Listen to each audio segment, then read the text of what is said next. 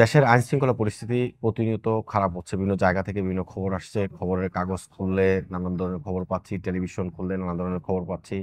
পরিচিত জনদের কাছ থেকেও নানান ধরনের খবর পাচ্ছি।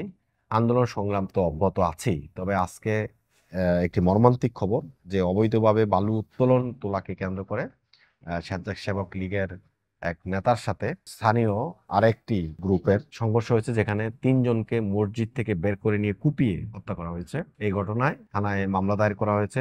এলাকায় থমথমে পরিস্থিতি বিরাজ করছে। সেখানে পুলিশ এবং সেনাবাহিনী মোতায়েন করা হয়েছে। এই খবরটি কালবেলা প্রকাশ করেছে। তাদের শিরোনাম ছিল মসজিদ থেকে টেনে হিঁচড়ে নিয়ে এসে ৩ জনকে কুপিয়ে হত্যা। মাদারীপুরে বালু ব্যবসার দ্বন্দ্বের জেরে আপন ২ ভাইকে কুপিয়ে হত্যার ঘটনায় আরো একজনের মৃত্যু হয়েছে। এদিকে হামলার ঘটনার পর এলাকা জুড়ে থমথমে অবস্থা বিরাজ করছে। সেনাবাহিনী ও পুলিশ মোতায়েন করা হয়েছে। এই ঘটনায় আটক করা হয়েছে ২ জনকে। নিহত সাইফুল সর্দার ও আতর সর্দার সদর উপজেলার খোয়াজপুর ইউনিয়নের খোয়াজপুর টেকেরাট এলাকার আজিবুর সর্দারের ছেলে। এছাড়া নিহত প্রতিবেশী মুজাম সর্দারের ছেলে পলাশ সর্দার।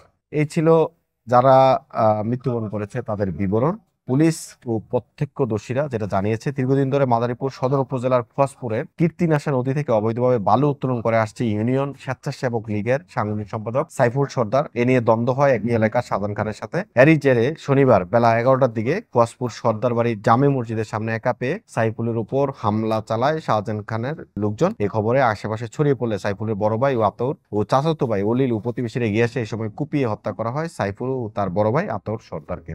আহত হয় আরো অন্তত ৫ জন। তাদেরকে উদ্ধার করে ভর্তি করা হয় জেলা সদর হাসপাতালে। অনেকের অবস্থা আশঙ্কাজনক ছিল। তাদেরকে ঢাকায় পাঠানো হয় এবং ঢাকায় পাঠানোর পথেই তারা এই যে ৩ জনের কথা বলছিলাম তারা মৃত্যুবরণ করে এবং মুজাম সর্দারের ছেলে পলাশ তিনিও সেখানে মৃত্যুবরণ করেন। খবর পেয়ে পরিস্থিতি নিয়ন্ত্রণে আনেন আইনশৃঙ্খলা বাহিনীর সদস্যরা। ঘটনাস্থল থেকে ২ জনকে আটক করেছে পুলিশ। স্থানীয়রা জানান, খোয়াজপুরে শাহজাহান খান লোকজন নিয়ে অতর্কিতভাবে হামলা চালিয়েছে। বাঁচতে নিহতরা স্থানীয় মসজিদে ঢুকেও শেষ রক্ষা হয়নি। এই ঘটনায় দৃষ্টান্তমূলক শাস্তি হওয়ার দরকার। মাদারীপুরে অতিরিক্ত পুলিশ সুপার বলেন, এলাকায় উত্তেজনা বিরাজ করায় মোতায়েন করা হয়েছে সেনাবাহিনী, অতিরিক্ত পুলিশ। নিহত সাইফুলের বিরুদ্ধে ছিনতাই সহ একাধিক মামলা রয়েছে। বর্তমানে পরিস্থিতি স্বাভাবিক রয়েছে। পুলিশ টহল অভিযান জোরদার করা হয়েছে। অপরাধীরা শিগগিরই ধরা পড়বে। অর্থাৎ যিনি মৃত্যুবরণ করেছেন স্বেচ্ছাসেবক লীগের নেতা, তার বিরুদ্ধে একাধিক মামলাও ছিল, কিন্তু যে তিনি ছিনতাই, চাঁদাবাজি এই সমস্ত মামলা ছিল তার বিরুদ্ধে। যা কিছুই হোক, যে এই যে খুন, হত্যা, আইন শৃঙ্খলা পরিস্থিতি কোনোভাবে স্বাভাবিক করা যাচ্ছে না, সেদিকে অন্তর্বর্তী সরকারের নজর দেওয়া উচিত যে আইন শৃঙ্খলা পরিস্থিতি কিভাবে স্বাভাবিক হয়, মানুষের মনে যেন স্বস্তি ফিরে আসে, মানুষ যেন স্বাভাবিকভাবে চলতে পারে।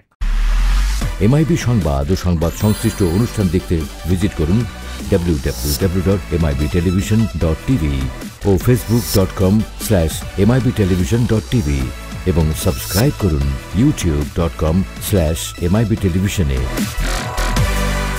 এমআইবি টেলিভিশন, সত্য খবর, সঠিক খবর।